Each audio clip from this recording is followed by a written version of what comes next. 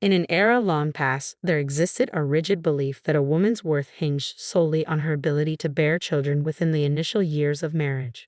This archaic notion, however, stands in stark contrast to the progressive values of modern society.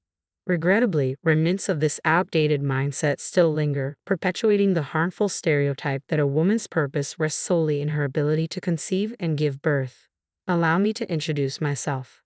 I am Ashley, a 25-year-old homemaker. Despite my tender age, I find myself unable to conceive. My journey has been marred by physical frailty since childhood, rendering me frequently absent from school due to illness. The consequence of my fragile constitution left me withdrawn, with pallid skin and a slight frame, a stark contrast to the vibrant health of my elder sister, Emily, who garnered all the affection and attention from our parents. Emily, a year my senior, embodied the epitome of vitality with her cherubic cheeks and enchanting gaze.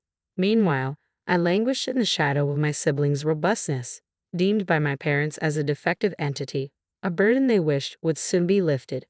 Their affections lavished solely upon Emily, I was relegated to the sidelines, a mere afterthought in their eyes.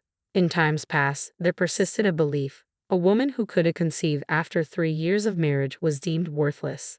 Such notions now appear woefully outdated in the context of modern society. It's a regressive mindset, one that sadly endures where some still harbor the assumption that all women should and will bear children, stigmatizing those unable to do so as worthless. My name is Ashley. I'm a 25-year-old housewife, incapable of conceiving. My journey has been fraught with frailty since childhood, rendering me frequently sickly and weak. With little physical vigor, school often eluded me, leaving me isolated and shy, with pallid skin and a slender frame.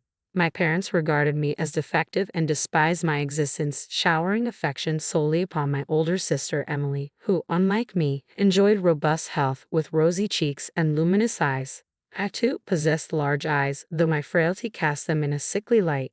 Amidst our affluent upbringing, my parents doted solely on Emily, indulging her every whim while I languished in neglect. Left behind on family excursions due to my frail health, I remained an outsider, deprived of familial mementos.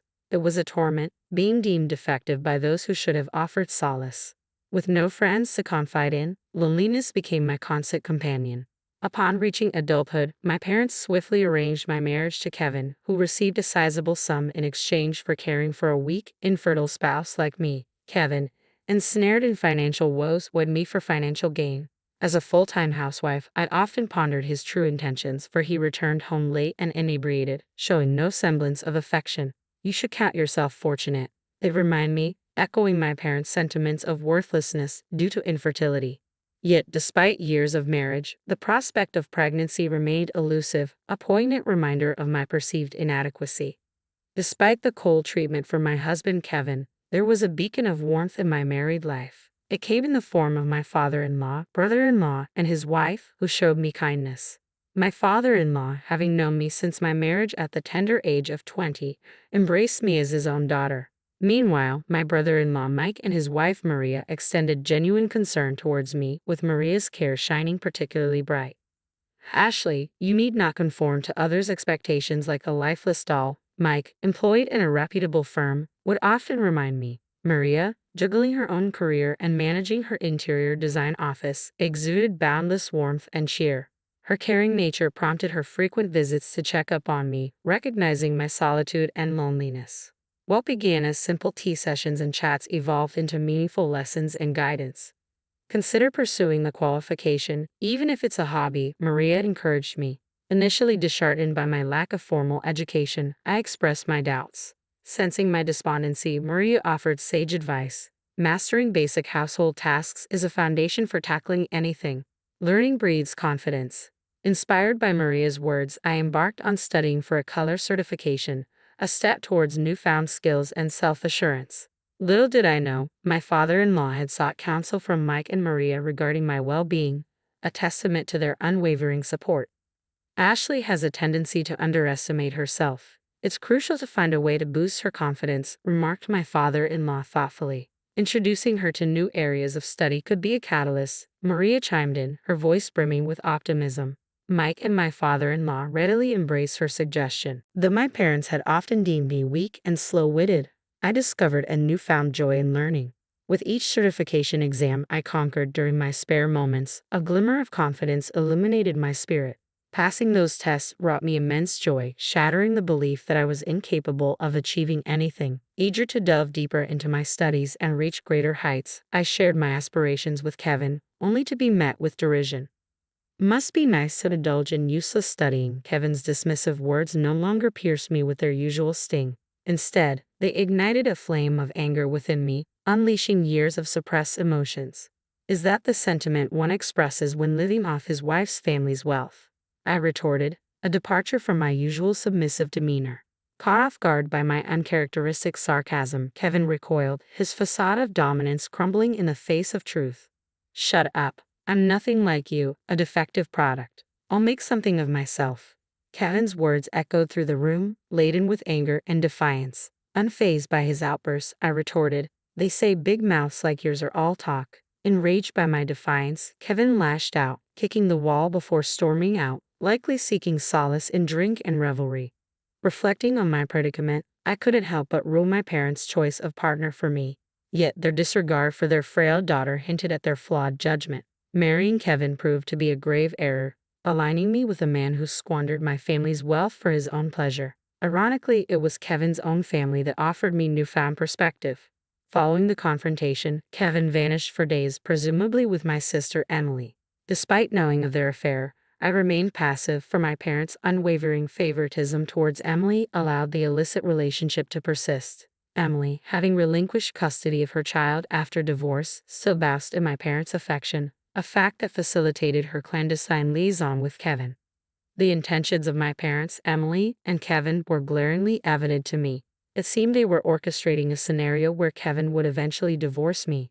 If Emily were to conceive, my parents would undoubtedly prioritize her desires over my well-being.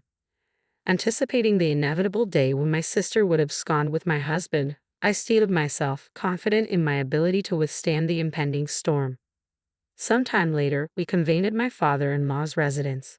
While I maintained regular visits, Kevin's absence from his family home had become conspicuous.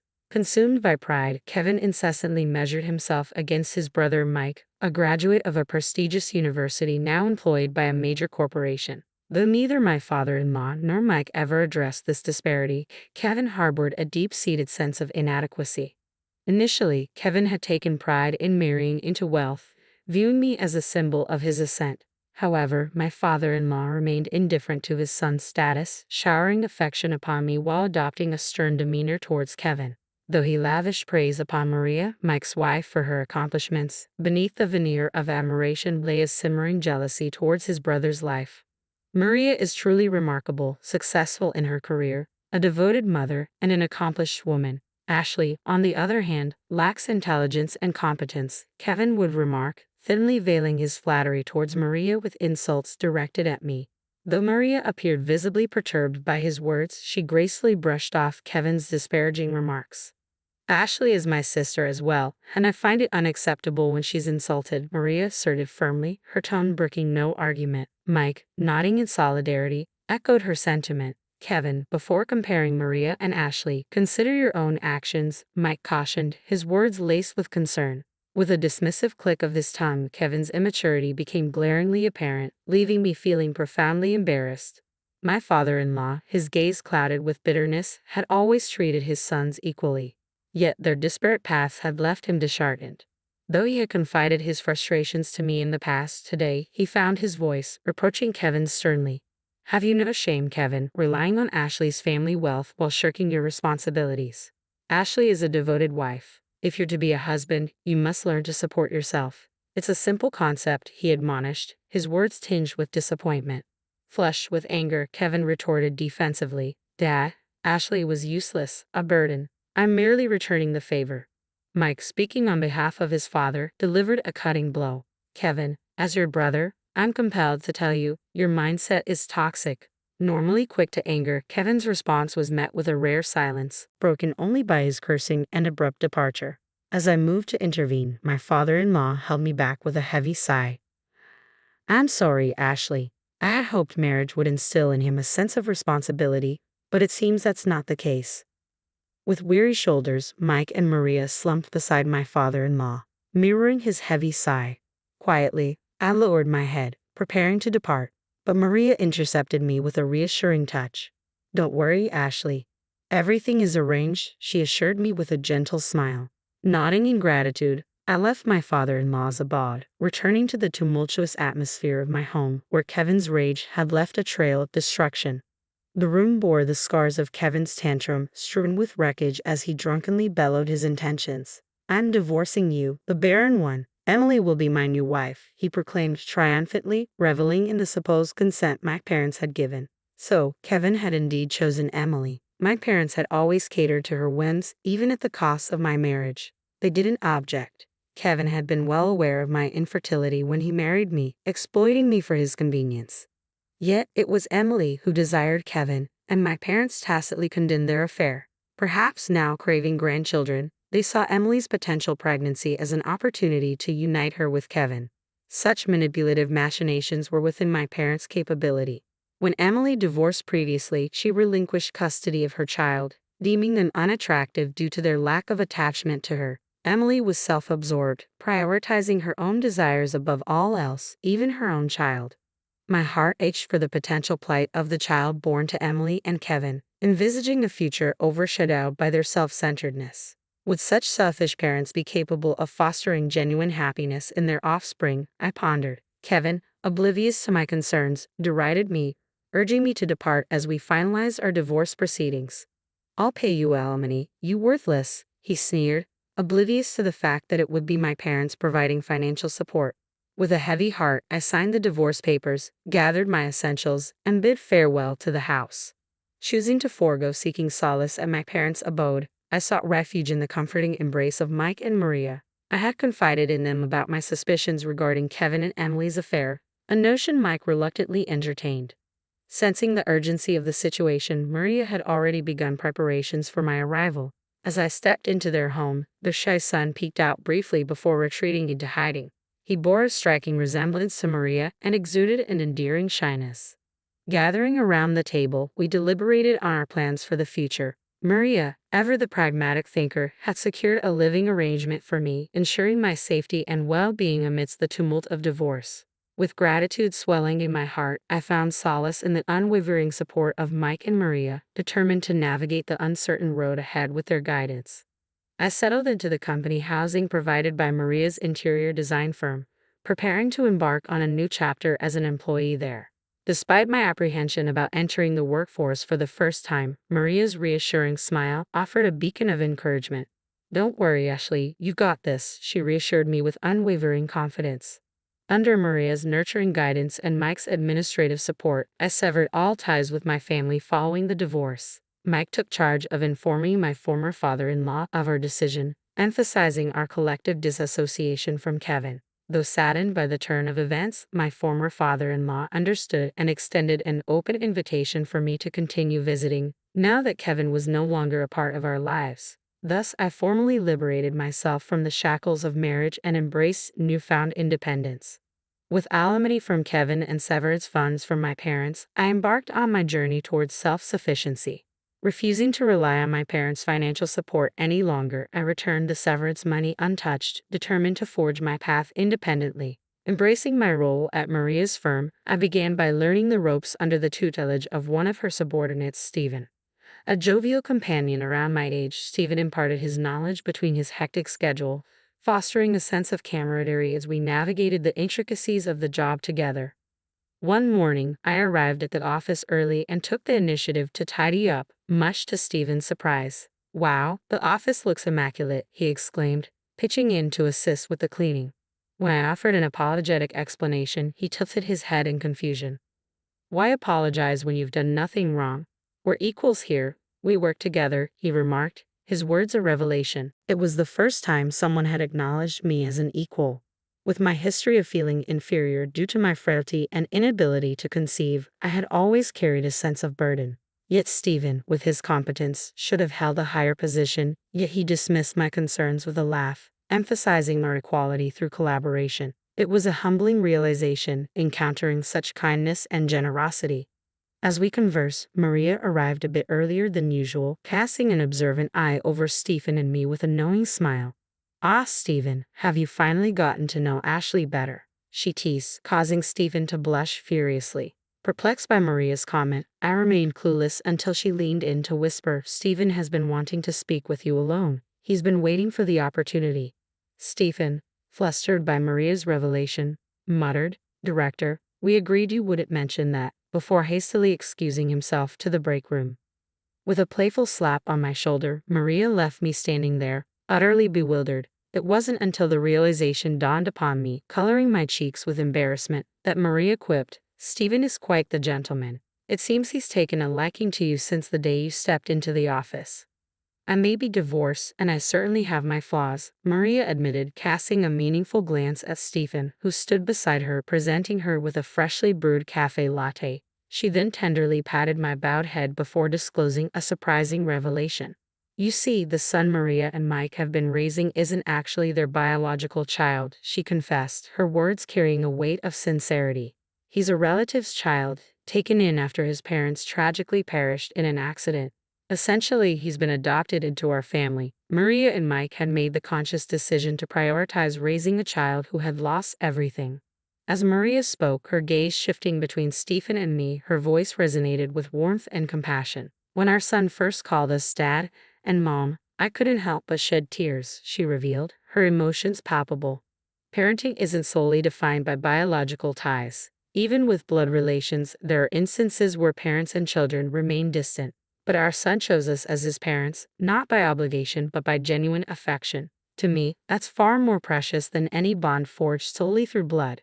With a gentle sip of the cafe latte prepared by Stephen, I found solace in its warm and soothing aroma, the tension in my heart easing with each comforting sip.